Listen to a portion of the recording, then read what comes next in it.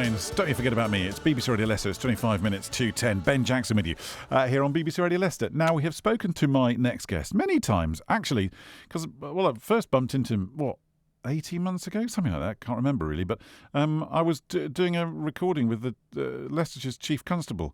And we were just nattering, actually, in between stuff. And we were walking along. We heard this great music, and it was a busker. And Simon Cole, I guess, being a Chief Constable, said, let's go and have a chat to him. So we wanted to have a chat, and the rest is history, as it were. Well, over the weekend, he played Leicester Pride to over 15,000 people. And this weekend, he has his Leicester headline date on his UK tour. Jake Warner joins us now. Morning, Jake. Good morning, Ben. You're still on a bit of a high, I think. I'm absolutely buzzing. I can't even describe it to you in words, really. It's such a surreal moment to be on the stage in front of so many. I've never seen so many people before. It was just absolutely crazy. So look, you've been. What impresses me about you? You're just really hard worker, and you'll busk in front of 2 people or 20 people, and you're doing shows in front of 100 people, maybe a couple of hundred. Yeah. It has gone up little by little. But when you start off effectively with nothing, you start off playing for nobody. I just appreciate any crowd I can get, and I always give it the same energy. And so when it's gone from literally 0 when we first met up to 15,000 or something this weekend, it's just, I can't stop smiling when I think about it. How did it come about? So I've been on the Leicester scene, if you like, for a little while, about a year, since we first met, when I first started. And opportunities come my way, different kind of shows and things. And somebody sent me a link to somebody who was the organizer, who was asking for local Leicester acts to apply for the position for a slot on the show. So I sent him my stuff, sent him a little kind of my biography and what I've been up to, some things that I've achieved and my social media, etc. And he was super keen to have me on. So it was as easy as that, really. Was there not a moment where you thought, hang on a minute, I'm used to doing this in small clubs, even medium-sized clubs. Doing it as a festival in front of 15,000 people in the sunshine is a bit of a different thing, isn't it? It's crazy because when people say, hey, Jake, what do you want to achieve with your music? Where do you want to be? I always say this. I always say, I want to play in front of crowds of people as far as the eye can see. But you never actually prepare yourself for the day that it actually happens, the day that you're actually in front of all those people. So I didn't know what to expect. But I suppose deep down, I always knew the time would come when I'd have to step out and play it cool and keep smiling and do my thing. What was it like 5 minutes before you went on? It was, to be honest, there was a bit of a panic. There was, I had a lot to think about. I had a couple of dancers with me on the stage as well, so I had them to think about, my equipment, and so I was quite rushed. I didn't really have a chance to process how many people were actually out there. It only really hit me when I came around the corner up the stairs onto the stage and just saw all those people. Did it take your breath away from there? Absolutely did, because the guy on the stage was like, hey, we got Jake Warner, and I stepped around the corner and then it's, we're just screaming, and it was just nuts. And you mentioned the dancers. What's really lovely is one of those is your girlfriend. That's so right. You were doing it with somebody that you really close to and obviously loved. That must be an amazing thing, isn't it? Yeah, it was really special because as a solo artist, I get a bit jealous of bands that get to perform all together with their best mates on the stage having a great time. So being a solo artist, it's a different experience. So to be able to take someone so close to me on the stage, and her friend Ella came on the stage with me as well. So I had Sally and Ella by my side, and we had the craziest time sharing every song. We just shared the reaction from the crowd and sharing the smiles. Now, what I love is that they'd really put some effort in, and they choreographed. Not only did they choreograph dances, they choreographed you.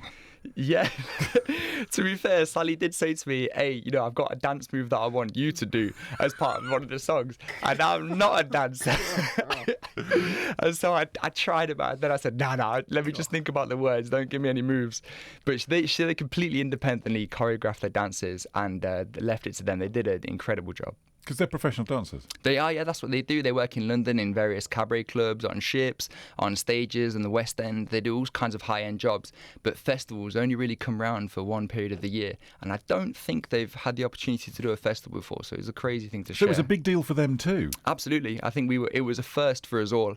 And it was a really, really magic moment to share this first experience in front of so many people. I've seen a photograph. It's a lovely photograph, actually. It's kind of a selfie photo. Well, it wasn't a selfie, but if you imagine you and the 2 dancers have got your backs to the audience, and then the photograph's been taken. You've got your arms up. You told the audience to have their arms up.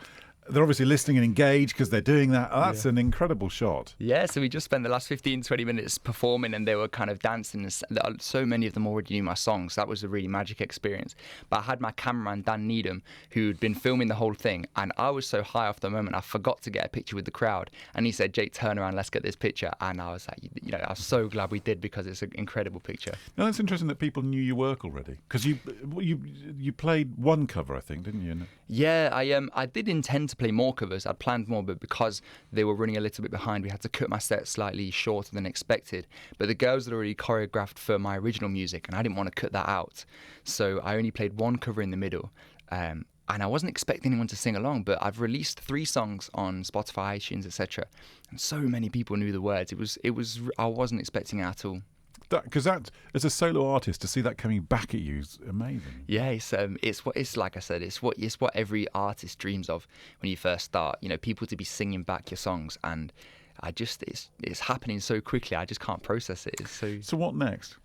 So I'm in the middle right now of a UK tour. So we've had the first date was yesterday or day before. It was yesterday in Manchester, and I've never headlined outside of Leicester, so it was how incredible. did that go? Really, really, really well.